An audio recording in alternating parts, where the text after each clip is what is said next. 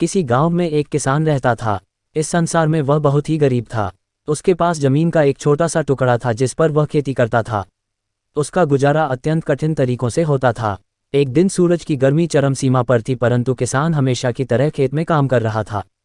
पसीने से लथपथ किसान बुआई के लिए खेत जोत रहा था। इसी बीच खेत में खुदाई करते समय जमीन से एक बड़ा सा लकड़ी का बक्सा मिला। किसान ने सावधानी से बक्से को निकाला। पहले तो उसके समझ में नहीं आया कि बक्से का क्या करें। आखिर उसने बक्से को खेत के बाहर रख दिया। उसे साफ करके जो रोटियां वह घर से लाया था वह बक्से में रख दी और अपने काम में जुट गया। दोपहर को जब वह खाने के लिए रोटियां निकलने के लिए बक्से के पास गया तो हैरान रह गया। उसमें रोटियां ही रोटियां भरी हुई थी। तब किसान को पता चला कि वह जादुई बक्सा था। उसमें जो भी चीज़ डालो उसका 80 गुना होकर बाहर आता। जैसे एक मूंगफली का दाना डालो तो तुरंत उसमें से 80 दाने निकल पड़ते। किसान ने तृप्त होकर खाना खाया और उसके बाद किसान संतुष्ट होकर बक्से को घर ले आया। बक्सा मिलने के बाद किसान बहुत खुश था। उसे लगा कि उसके सब दुख अब दूर होंगे। वह लालची नहीं बल्कि धैर्यवान व्यक्ति था। उसने बक्से का दुरुपयोग नहीं किया। उसे जब भी किसी चीज़ की जरूरत होती तो बक्से से तुरंत प्राप्त कर लेता।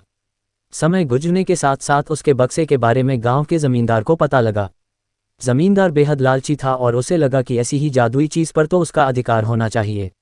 उसके आदेश पर जमींदार के लठेत किसान को पकड़ कर ले आए। उसने किसान को धमकाकर कहा, बक्सा जिस भूमि से मिला से है वह मेरी जमींदारी में आती है, इसलिए बता उस बक्से पर किसका अधिकार बनता है। किसान बोला, ये ठीक है हुजूर कि यह भूमि आपकी जमींदारी पर आती है, पर बक्सा जिस खेत से निकला है उस पर मैं खेती करता हूँ, अतः इस बक्से पर मेरा अधिकार बनता है।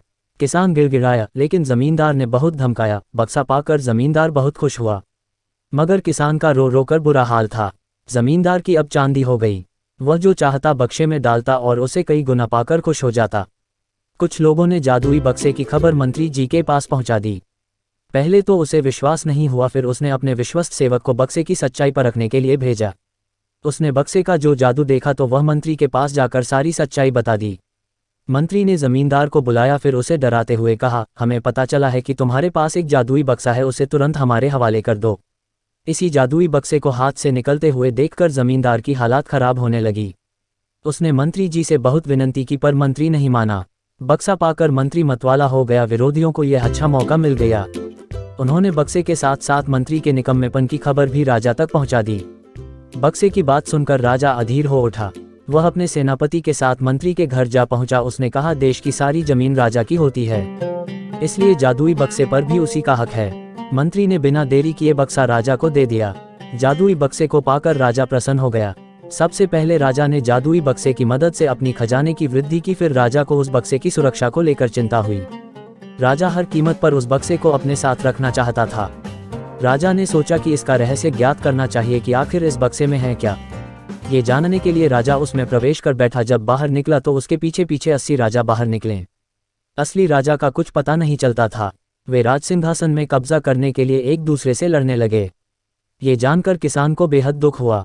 वह अपने आप को कोसने लगा कि कितना अच्छा होता कि मैं बक्से को जमीन में ही गड़ा रहने देता।